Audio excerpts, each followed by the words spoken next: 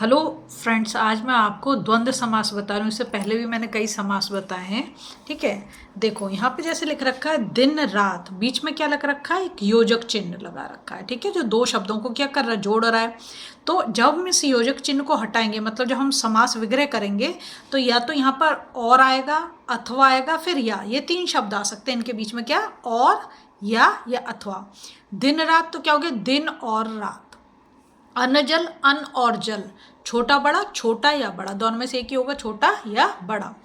समझ में आ रहा है। ज़्यादातर शब्दों में अगर तुम देखोगे यहाँ पर, तो तुम्हें अपोजिट वर्ड्स दिखाई देंगे। अब देखो, पहले परिभाषा से समझो तुम।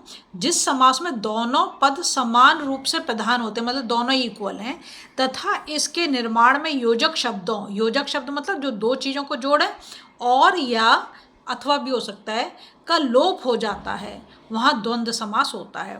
विश्लेषण क्या है, दिन रात समस्त पद में दोनों पद समान रूप से प्रधान है, साथ ही और अव्यय का लोप भी हो गया है। इसी प्रकार अन्न जल में और तथा छोटा बड़ा में या अव्यय का लोप हो गया है। पहचानोगे कैसे, इसके पूर्व पद और उत्तर पद के बीच में योजक चिन्ह लगा होगा। एक तो बड़ी पहचान क्या है कि बीच में आपको ये डैश जैसा दिखाई देगा, जो कि क्या है, योजक चिन्ह।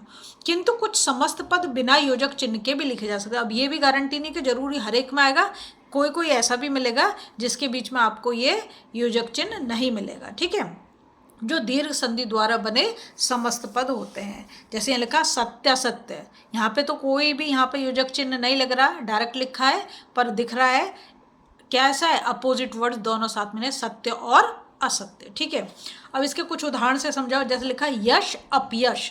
यश का मतलब क्या होता है, जब आपको फेम मिलती है। अपयश मतलब जब आपकी बदनामी होती है। तो क्या हो गया, ये यश और अपयश तो दोनों ही अपोजिट वर्ड्स हैं, है ना। मान सम्मान, मान और सम्मान, इनको हम अपोजिट नहीं बोल सकते, लेकिन दोनों के बीच में क्या गया, और आ गया।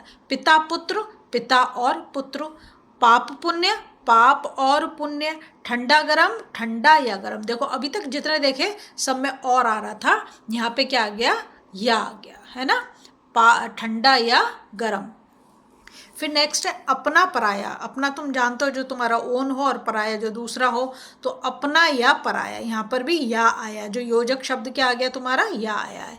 जीत हार, जीत या हार, एक ही चीज होगी, या तो जीतोगे या तो हारोगे, है ना, तो या आ गया बीच में। फिर है जल वायु, जल और वायु। क्या लिखा है, जल और वायु। जल क्या है तुम्हारा पानी, और वायु क्या है, हवा। ठीक है, फिर है खट्टा मीठा। तो क्या खट्टा या मीठा, दोनों में से एक ही चीज होगी। कि आम कैसा है, खट्टा है कि मीठा है, दोनों में से एक चीज बोलोगे। कर्ण अर्जुन, यहाँ पे देखो कर्ण और अर्जुन दो अलग अलग व्यक्ति हैं। ठीक है, तो आपने देखा कि यहाँ पर द्वंद्व समास को पहचानने की सबसे बड़ी ट्रिक क्या है, एक तो इसमें तुम्हें क्या मिल जाएगा, योजक चिन्ह मिल जाएगा, जो अक्सर मिलेगा। कोई एक आध शब्द होगा, जैसे सत्य असत्य था, तो उसमें अलग अलग हो गया। दूसरी चीज क्या, यहाँ पे देखो क्या लगाओगे, योजक शब्द जो लगाना, और लगाओगे, या लगाओगे, या अथवा लगाओगे। ठीक है, अगर आपको वीडियो पसंद आ रही है ना, प्लीज लाइक शेयर सब्सक्राइब कर दें, फॉलो जरूर कर दें।